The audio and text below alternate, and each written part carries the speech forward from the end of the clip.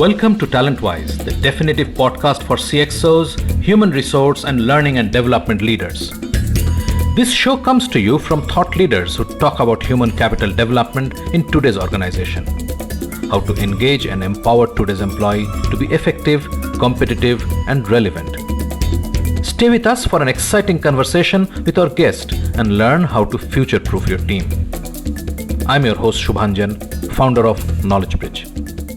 Today we have Hari, Head HR of Big Basket and Strategic Advisor of the Fundamentum Partnership to explore the idea of future-proofing your team. India is a youthful nation, young nation, and every year you have 12 million plus youth entering employable age. So you need to find jobs for these people. Now, from time to time, you keep hearing, in various summits, industry, investor, government summits. At the end of these summits, you find very grand announcements that, so many 100,000 crores are being invested, so many jobs are being created. But just think of the reality. Most of these investments consume about 4 crores of capital to create one job. So if you create 12 million jobs a year, you require 12 million into 4 crore rupees, which is about 15 times of India's annual investable surplus. So you need 15 years of annual investable surplus to create 1 year's job requirements. See that this approach is just not going to work, which is a very, very capital intensive approach for India, is not going to be able to create jobs. Our guest today is TN Hari. Hari heads HR at Big Basket. Besides being an advisor and sounding board to numerous young entrepreneurs and startups, he's also a strategic advisor at Fundamentum, a homegrown growth phase VC fund set up by Nandan Nilekani and Sanjeev Agarwal. He has studied at IIT and IIM and worked at an executive level with multiple startups and has been through 4 successful exits at Daksh, Virtusa, Amber Research, and Taxi for Sure. His passion is in scaling organizations through clear thinking and relentless execution. He writes regularly on LinkedIn and was recognized as one of the top voices in India for 3 years in a row. He has co-authored 3 books. 2 of the latest, Cut the Crap and Jargon, Lessons from the Startup Trenches, was published by Penguin, while Cutting the Gordian Knot, India's Quest for Prosperity, was from Bloomsbury. Now on to this insightful episode of TalentWise with TN Hari. Hari, welcome to the show and thank you for your time. Thank you, Shubhanjan. It's a pleasure. I always admired your clarity in the few encounters we have had and would love to start by asking, what do you see as the key factors that companies with diverse group of employees are looking at to keep them relevant and productive? So, Shubhanjan, the world is changing very rapidly, and this change is not necessarily a recent phenomenon. It's been changing ever since the Industrial Revolution. And some skills have become redundant. New skills have replaced them. People who have not been able to adapt, some of them lost their jobs. Those who have been able to adapt kept their jobs because they learned new stuff. So I think in today's world, what is really changing is technology is, redefining the way many things are done. Some of the things that we couldn't even dream of before are getting done today. So, for example, in the past, if someone would tell you that you could walk into a new city and you could navigate, you could drive in that city without asking anyone any question, people would laugh at you. But today with just Google Maps, you are just able to drive around in your own city or in any new city in any part of the world. You're able to do so many things because technology has enabled them. So I think the biggest change is that technology has changed the way many things get done. We were able to book, for example, a cab, an Uber cab or an Ola cab. A cab on demand 10 years back was unthinkable, but a cab on demand is possible now. You can, for example, discover the best plumber in a completely different part of the city, different from where you stay. And this process of discovery was just not possible in the past. But today, because of platforms like Urban Clap, HouseJoy, you're able to figure out where you have great plumbers, great beauticians, and their ratings. And if you want a great plumber, you can pick up based on the customer ratings that this person has obtained over the last several services that she or she has provided. I think technology has helped the way business is being conducted. The entire e-commerce is just fueled by new developments in technology. So I would say that companies need to figure out how to use technology, how to make technology relevant. So I would say largely you have two kinds of organizations: a tech-led company and a domain or business-led company. A tech-led company like Amazon would need to learn business, and a business-led company like a Walmart or a Big Basket would need to learn tech. So where you start from really depends upon your DNA, and where you go to is again the same. So an Amazon started with tech and began learning retail. A Big Basket or a Walmart started with the domain, which is retail, and began understanding how to leverage technology. So my view is that you just need to adapt to stay relevant.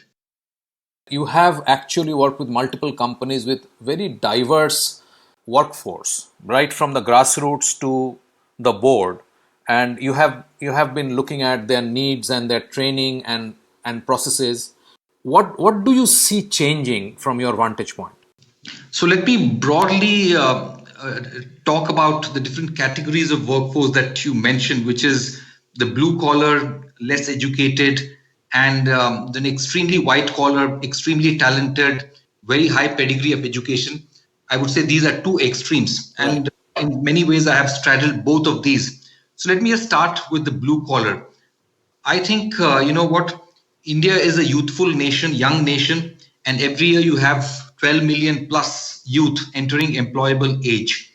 So you need to find jobs for these people. Now, from time to time, you keep hearing, you know what, in various summits, industry, investor, government summits. At the end of these summits, you find very grand announcements that, so many 100,000 crores are being invested, so many jobs are being created. But just think of the reality. Most of these investments consume about 4 crores of capital to create one job. So if you create 12 million jobs a year, you require 12 million into 4 crore rupees, which is about 15 times of India's annual investable surplus. So you need 15 years of annual investable surplus to create 1 year's job requirements. Right. See that this approach is just not going to work, which is a very, very capital intensive approach for India, is not going to be able to create jobs. You can just create less than 800,000 jobs through this approach. If you just use India's annual investable surplus to create 12 million jobs, the capital available is about 30 lakh rupees per job. A real example of Big Basket. We've raised about $700 million roughly, and we've created about 18,000 jobs. This has consumed about 30 lakh rupees of capital for every job. This is within the ballpark that I told you. Yes. Using the nation's surplus to create 12 million jobs. So we are within the ballpark. And just look at Big Basket's, employment mix. We have 2,000 white collar, 1,000 semi-white collar, and 15,000 blue collar. So with this kind of capital to back job creation, limited capital, majority of the jobs that you're going to create will be largely blue collar. So the reality for India is that it is very difficult to become a prosperous nation like a nation in Europe or the US. We will get out of poverty and be able to provide a large number of people meaningful and reasonable livelihoods in our lifetime. That definitely is possible. Right. Likely that we will ever be able to create 12 million well-paying jobs. Imagine a country like India and China together with 2.5 billion living an American dream or American lifestyle. In this time, we will destroy the planet. Every single resource on the earth would be consumed. Right. Say that reality for India as a nation is that you will have a large number of blue-collar jobs. We'll have to ensure that SMEs, I would say the biggest job creators are not going to be the big companies. They would be the small and medium enterprises and startups. Government seems to be, laying out the red carpet for the Nokias and, the Xiaomis and the big companies which create a handful of jobs. I think government needs to create a level playing field for SMEs and startups. These are suffering at the hands of, the bureaucracy, top bureaucracy. On the ground, the bureaucracy tends to be almost predatory. Getting a power connection takes forever. So I think creating a level playing field and staying away from job creation and ensuring that companies which are coming up with new business models like an Ola or an Urban Clap or bike taxis, they are encouraged. The regulation is changed to adapt to the changing technological approaches and new business models. And the government needs to do this. So that's from the blue collar perspective. From a white collar perspective, the high end kind of work, I think India's education system in some ways is going to come in the way of this upper crust of society being very effective, because we have been used to being told what to do. Entire education system is not about good appreciative inquiry. It's not about being open. It's not about being able to do multiple things. We are constrained. If you take physics, you have to take math. You can't take literature combined with physics. You can't take design combined with mechanical engineering, UX design, for example. Yeah. I think as a result of which our talent tends to get very boxed. But I think I can see some changes happening. There are some path-breaking institutions like Ashoka University. You have Flame. So many the liberal arts colleges in some ways are changing the way we look at education and the way we look at talent. And the people that I've encountered from universities like Ashoka, who are young India fellows, are just amazing. They're so talented. They're so confident. They're pursuing what they want, and they demonstrate a different kind of leadership. So I would say that, and I would also say that the startup and ecosystem in India has begun to mature in the last 10 years. Right. It has really changed the way people look at talent. So I think talent suddenly is able to get an opportunity to solve India's problems, pursue their passions, because suddenly funding is available. Until Flipkart came in, until about 10 years back, funding was not really available for new ideas. So lack of funding was also in some ways a constraint for people to take up entrepreneurship. Therefore, people took up steady jobs. They migrated to the US. Last 10 years, things began to change. Companies in China made a lot of money. Alibaba was a big success. So investors who had invested in these companies realized that India is the next big opportunity. Right. They figured out that let's get in and begin to fund these places. These are new ideas. India as a nation, the macro story is just amazing. So that's to see both the white collar, blue collar talent. So, I mean, what I hear you say is that government will still play a role in India. Yes, government will still play a role, but I think the role will have to be about creating platforms, reducing friction, making policies very simple, easy for entrepreneurs to adhere to, all kinds of regulations, minimize governance. I think that's the kind of support that entrepreneurship would need. Get out of the way, create platforms, make things easy, and get out of the way. So one of the big initiatives of the government was the skilling program, right? This was unveiled about 10 years back, if I remember correctly. What do you think has happened with that initiative? In my view, the skilling initiative is not a big success, for the simple reason that skilling is about supply, creating supply. I think supply has to always be created in the context of a demand. Correct. An analogy, right? If you have iron ore, you're not going to start mining iron ore and producing iron ore unless you're sure that there is somebody asking for this iron ore and willing to pay for it. A steel plant is willing to pay for this. You can't just create supply of iron ore. 10 years back, if you had gone to villages in India and told the youth there, why don't you go to big cities and sign up in driving schools, pay 5,000 rupees and get a license, people would laugh at you. But today, you don't have to tell them that. They are just coming to these cities like Bangalore, Delhi, Mumbai in hordes by the lakhs. And they're up voluntarily in these driving schools, paying a fee. Because at the end of it, there is a job. Because you have Ola, you have Uber, you have so many logistics companies. Correct. 10 years back, for example, homestays were not popular. It was very difficult to discover a homestay. But now because of TripAdvisor, people post ratings on places where they've stayed. And those who are traveling look up these ratings and are happy to go to places where the ratings are high. So resorts and homestays want to upskill. They want to provide good services because there is a process of discovery. And there's a process by which they upskill themselves, learn new skills in hospitality, culinary skills, they are going to get customers. So demand needs to be created. Platforms like Urban Clap, platforms, like Amazon have been great at creating the demand. And I think once demand is there, then supply will follow. In my opinion, demand will be followed by supply. There will be a market mechanism which will induce people to skill based on what kind of skills are in demand at that point of time. If you don't create skills based on demand, just simply create them by spending money, then people are not going to be employed at the end of it. So after some time, people will get frustrated. You know what? I've learned this. I've spent 10 weeks. I've got certified. And the government pays the training company also. The money is spent and the person has got a certification, but nobody is using this. There's no relevance.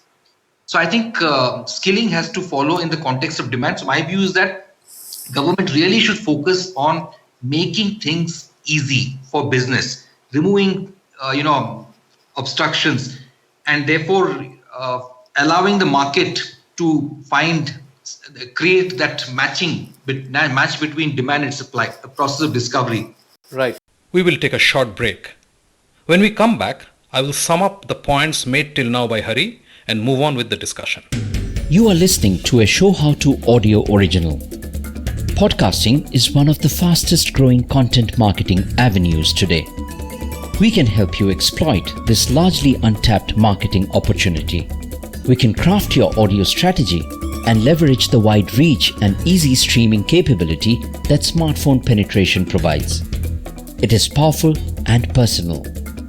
Talk to us to find out how podcasting can help you build your brand and reach out to target audiences. Welcome back. So to sum up till now, one is that for countries like India, focus on blue collar jobs has to be key. Number two, the training has to be a lot more dynamic in terms of matching demand with supply. It can't be just, okay, we have created a course on plumbing and we have created a course in electrician's qualification and that will serve the purpose. That takes us to the point about the startup ecosystem. So the startups are actually trying to see the demand and supply match and create products based on the perceived demand, right? Do you see that startups will be far more instrumental in actually helping identify those gaps where there is a demand and the skill gap is available, which means employability and training has to happen around those, and that's how possibly a lot of the future jobs will be created. Absolutely. So I think startups and entrepreneurs do an amazing thing of the following, which is identify an unsolved problem, figure out how to solve it or how to solve it much more efficiently, and in the process, get a set of consumers or customers who are willing to pay for that service or product. And a lot of pain exists around creating employment. So there are a bunch of startups who are working to solve the problems of the blue collar workforce in India. In India, very soon you will have this 500 million people, young people who will be on the net, and you need a bunch of services for all of them.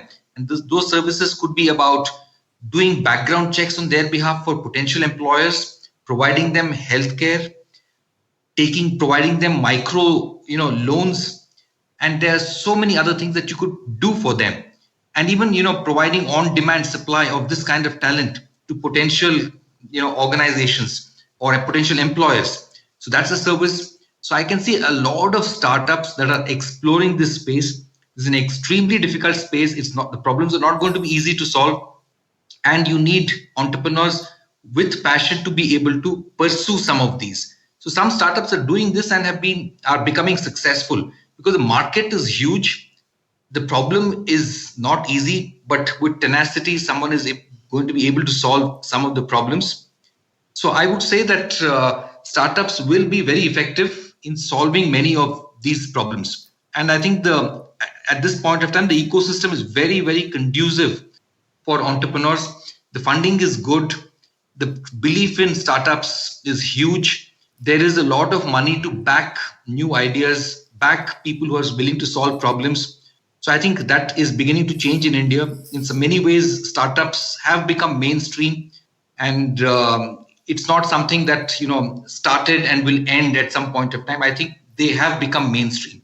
In fact, many large companies are incubating startups within their own organization because they've realized that they cannot be competitive unless they come up with new ideas. And they cannot come up with new ideas because large organizations are not built for innovation.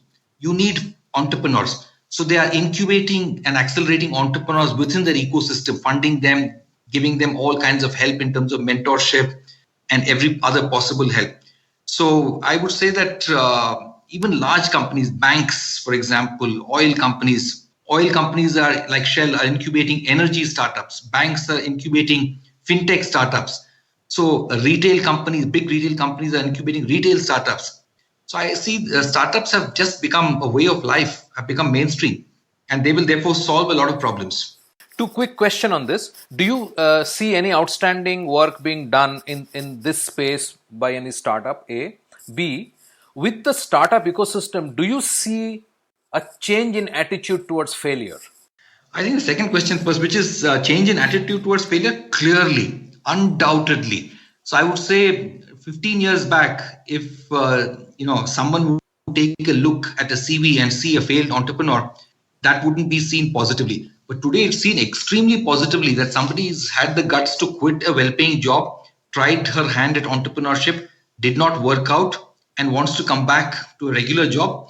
I would grab this person because this person has got some amazing skills, and an entrepreneur brings the ability to hustle, solve problems, and even larger organizations need those skills. Organizations or startups that have reached the product market fit and are growing rapidly can afford, and they should hire some of these failed entrepreneurs to accelerate their journey. So I would say that the attitude towards failure has absolutely changed. Now, coming to startups doing amazing work, there are many of them. Actually, there's no point naming a few because there's so many of them which are doing amazing work and solving problems. Hari, you may be an exception in what you just said in terms of grabbing grabbing entrepreneurs who have tried stuff and not worked out. But do you really see it's actually, because you meet a lot of your colleagues in the both in your profession as well as in the industry, do you really see that change happening? Is it a society level thought process change happening? Absolutely, Subhanjan, absolutely. I mean, my grandmother may still be reluctant for any grandchild to work in a startup because she wouldn't know this. But anybody who is associated with industry, understands corporates, has seen what is happening around. I think that has changed. And so it's just not about me. I mean, although you're trying to give the credit to me, it's not about me. There are many people who are open to accepting failed entrepreneurs in their organizations. Wonderful. So that takes us to the other point that you had mentioned, that we are undoubtedly moving towards a technology-driven era. So do you see technology will actually create more jobs? Because definitely they're going to create loss of jobs or facilitate loss of jobs. Or will they also create jobs in other sectors? Or do you see this is actually moving towards not working for a living but working for your passion? So I think to look into the future, let's start by looking into the past. So Deloitte had studied, this entire question of whether technology creates jobs or destroys jobs ever since the Industrial Revolution. And they have come to an unambiguous conclusion that technology has been the biggest job creation engine in the history of mankind. So the belief is that technology replaces people. Just take an example. So for example, if there are 100 people who are spinning and there's a spinning machine which is invented, it replaces those 100. So the belief is that it will kill jobs. You have a steam engine which comes and replaces horse carriages. The belief is that the steam engines will kill all these smaller companies which are running horse carriages. But people don't recognize that human needs are not limited. Human needs keep growing. Because human needs keep growing, and because you have steam engines, you are able to send and transport goods from one part of the world to another part of the world, which you could never do during the horse cart era. You're able to spin using machines. You're able to clothe the world, which you could not think of before. You could move goods from one part of the world to other. So human requirements keep increasing. Who thought that we need a Google map to navigate? Suddenly Google map comes up with this and we all suddenly can't live without it. So human needs are elastic and they keep expanding. If you lose For example, 100 people who are working in a mine, 100 people working in a mine lose their jobs, 200 teachers' jobs get created, 200 healthcare jobs get created, 200 beauticians get created. People didn't care for beauty 100 years back, but for every 1,000 people, you have 10 times more beauticians than you had 100 years in the past. So technology undoubtedly has been the biggest job creation engine ever in the history of mankind. That is unambiguous. Now, I think the question is about the future. It's dangerous to predict the future because many people have tried. Big people like Bill Gates, and the founder of Oracle, all of them have tried. They've failed. So, but I don't think therefore will attempt it. But the only point I'll make is that we may be at a slightly inflection point where suddenly technology may be making some jobs or many jobs irrelevant and may not be creating an equal number of jobs. So I don't know about that. So I would say that it's very difficult to predict the future, but I'm generally an optimist and I believe that human needs will keep expanding. Technology will create new needs which we never had before, and therefore suddenly you will continue to have jobs. We never needed an iPhone, but people can't live without an iPhone or phone to smartphone today. But as a result of which you have companies like Apple. So old jobs go away, new jobs get created. Whether the new jobs are more than the old jobs which die, in history has shown absolutely yes, but into the future, I don't know. TalentWise is brought to you by Knowledge Bridge. We produce customized and multilingual visual training content. We have worked on complex processes, products, and skills development for large blue chip brands such as Tata Motors, Mahindra First Choice, Homelane, Epson, Toyota, Citibank, and Consol Neowatt, serving diverse industries. Talk to us for your next custom content requirement and be pleasantly surprised. Call us on 99021 631 32. Hari, that's a wonderful optimistic note to end this chat. But I would like to continue to talk, and whenever you see some new trends that you want to talk about, I would love for you to come back and talk to us about that. Thank you so much for your time. I really appreciate that you took the time to talk to us about this. Thanks a lot, Subhanjan. It was a pleasure. Thank you. Thank you for being with us today on TalentWise. We hope we helped you focus on some actionable ideas today. It was certainly enlightening for us. We hope to see you again on our next episode. If you liked what you heard, subscribe to the show in your favorite podcast platforms like iTunes, Google Play, Spotify, or wherever else you get your podcasts from, and give us a rating while you're at it. Thank you in advance. This Show How to Original podcast is produced for Knowledge Bridge, the multilingual visual training platform and custom training content creators by Show How to Audio.